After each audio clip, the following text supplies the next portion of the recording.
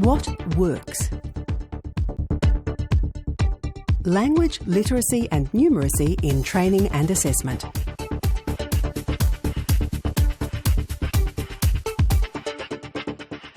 Vocational trainers think that they may not have to teach speaking and listening, but every job will have a particular kind of speaking and listening, some more than others. So, for instance, if you're working in community services and health and you need to interview a client, for example, that's a very particular kind of speaking and listening. Quite often we'll get up a student say, oh, the thingy won't work. And that's my answer is, what thingy are you talking about? Getting them to use correct terminology in its engineering context. I want them to come and ask me a specific question. Ask me a question, don't tell me that's just the thingy. Being able to say to somebody on the end of a telephone, I need a particular manual for a particular piece of machinery. Not just send me that book, please, for this job, for the thingy.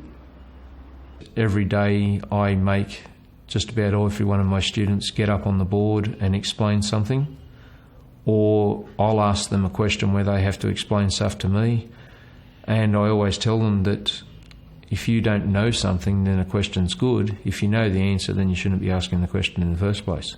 So I've got students that always have the answers and they're more than happy to participate and engage. I'll engage the students that won't engage. If they can't listen and they can't verbalise, we could have some safety issues. Whilst we're a very safe workshop here, some of the job sites that these guys are working in aren't the safest place, so they really need to listen to instructions given to them, and they need to be able to speak up and identify and say something when there are some safety issues. They need to be able to speak up if they're given a task and say, I don't understand this task, I'm not sure what you need me to do. The best way to support learners in perfecting those skills is role play. Show them how to do it, break it down into parts, show them the different parts of an interview with a client, and let them practice it. Practice. Well, how they learn from that is we actually bring them in and put them in as an example of an interview. So we'll interview them in a mock interview process, so they get comfortable with that process.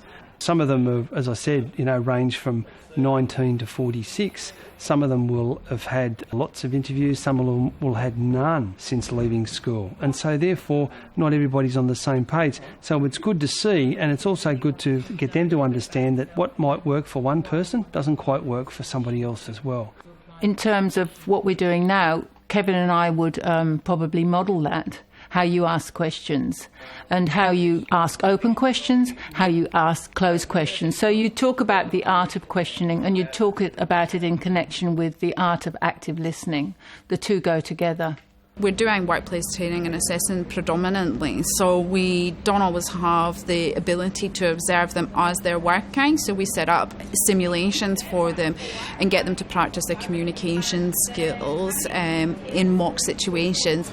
This is skills that people need to be successful in life. If you don't have these basic skills, it's very difficult then to communicate well in an interview and to progress further in careers in life in general.